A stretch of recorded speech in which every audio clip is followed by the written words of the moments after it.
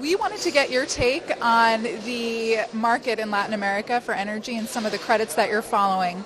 I'm going to begin with, what are the key policy changes that the new administration should prioritize?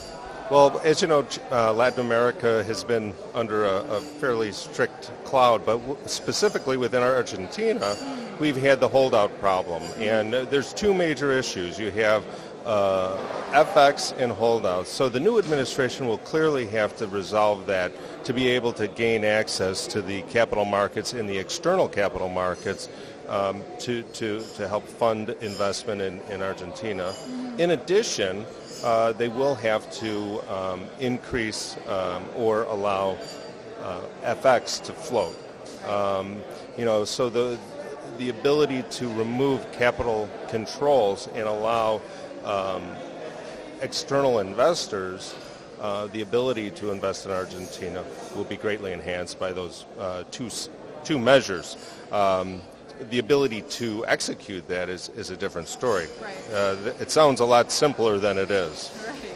As most things do. Are you hopeful with the new administration coming in that these changes can actually be made? I think everybody's hopeful. Listening to the panelists on the previous at the conference here, you're seeing a lot of optimism, and I think there has been some level of optimism surrounding Argentina for the last year. You know, there needs to be a change, and you do have a new administration coming in. So the question is, will it be a little change or a lot of change or no change? I think that the consensus there's going to be change, but it's also more of a muted optimism. It's gone so low. You have negative GDP this last year, dwindling reserves. So the story is still very challenged, and the risks are high, the stakes are high. But those two seemingly simple policy changes would be at least a step in the right direction. Right. Are you getting the sense that these types of changes would really open the floodgates for investment into Argentina? No, I don't. In and of itself, those two changes wouldn't open the floodgates. I think one, it would allow Argentina to return to the capital markets and be able to fund its deficits. But what Argentina needs is to create new regulations, policies that provide opportunities and more certainty. So to create the credibility that once you invest, particularly a foreign investor investing in Argentina, that once you put your money in, that you'll be able to get it out, and you'll be able to earn an adequate or a reasonable rate of return. That's why investors invest, to make money. And the higher the uncertainty, it makes it more uneconomic to do it unless you have some certainty. And Argentina over the years has been pretty consistent of being inconsistent in terms of changing rules and regulations, particularly in certain sectors. One in fact being the electricity sector. They actually haven't changed the rules. They've maintained them where they were over 10 years ago, and the prices are incredibly low in certain, and the subsidy level is very high. So in the electricity sector, it's very difficult to make a reasonable return. Right. I know you mentioned earlier this muted optimism that's kind of been circulating around Argentina. In your view, do you think Argentina is kind of benefiting in some ways from the decline in, stardom of some of its neighbors, would you say, in the region or in emerging markets? I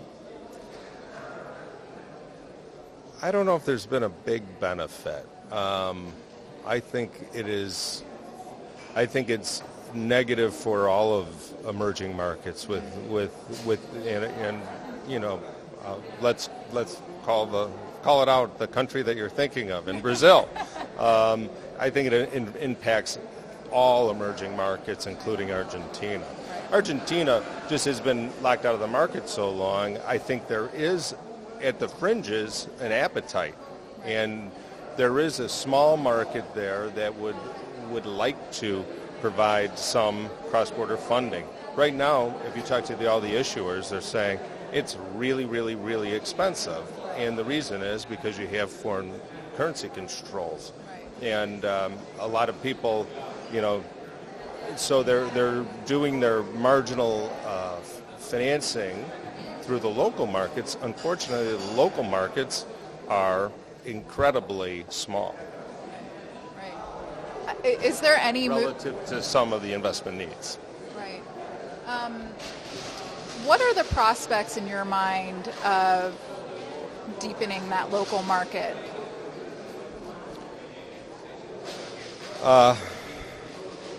I think that's just savings rates and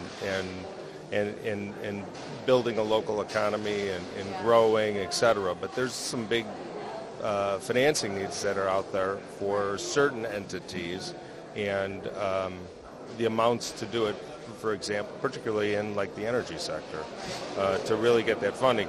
The one company that has been able to tap the cross-border market in size was YPF, which had a very successful launch within the last 12 to 18 months. And in fact, those bonds trade tighter than some Brazilian companies' bonds.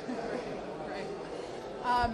Just to kind of sum this up, in your view, do you feel or believe that 2016 could be the turning point for Argentina in terms of beginning to regain its footholds, gain more foreign direct investment, really start to realize its energy potential?